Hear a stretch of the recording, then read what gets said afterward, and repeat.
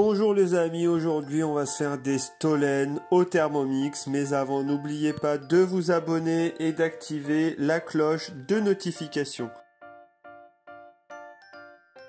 En ce qui concerne les ingrédients, nous allons préparer dans un premier temps le levain et nous allons avoir besoin de 150 g de lait, de 25 g de levure de boulanger et de 200 g de farine. Pour la pâte, nous aurons besoin d'un demi-jus de citron, d'une cuillère à soupe de sucre vanillé Thermomix ou d'un sachet de sucre vanillé, de 50 g de pâte d'amande, de 200 g de farine, de 25 g de sucre, de 170 g de beurre, de 2 pincées de cannelle, d'une cuillère à café de sel et de 2 centilitres de rhum brun.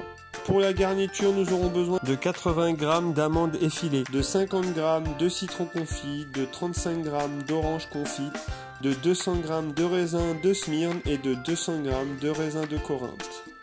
Pour le levain, commencez à incorporer la levure de boulanger et le lait dans le bol Thermomix et procédez à un mélange de 2 minutes à 37 degrés à vitesse 1. À la suite de cela, ajoutez la farine et procédez à un pétrissage de 2 minutes. J'ai déposé mon levain dans un récipient, je couvre d'un linge et je laisse reposer pendant 1 heure à température ambiante. Voilà le résultat après 1 heure, je le dépose dans le bol Thermomix et je viens rajouter la farine. J'ajoute aussi le sucre, la pâte d'amande, le sucre vanillé, le jus de citron,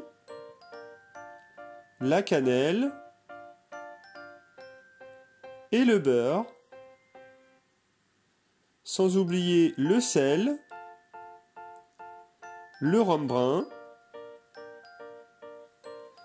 Je referme et je procède à un pétrissage de 5 minutes.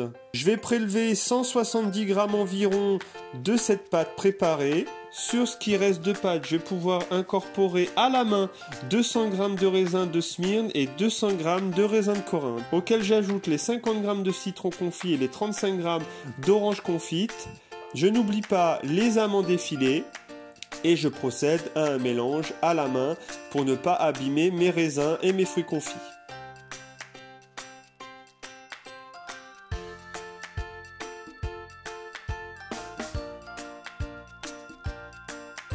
Je répartis cette pâte garnie en 3 pâtons et je les mets de côté. Je reprends ma pâte que j'ai mis de côté. Je farine mon plan de travail et je vais venir étaler le plus finement possible cette pâte. Je la coupe en 3 parties, j'en prends une et je l'étale encore un peu plus. Je la badigeonne avec un peu d'eau. Je prends un pâton que j'étale sur la longueur et je l'incorpore dans ma pâte étalée. J'enroule ma pâte garnie. Je n'oublie pas de mettre ça sur une plaque préalablement farinée.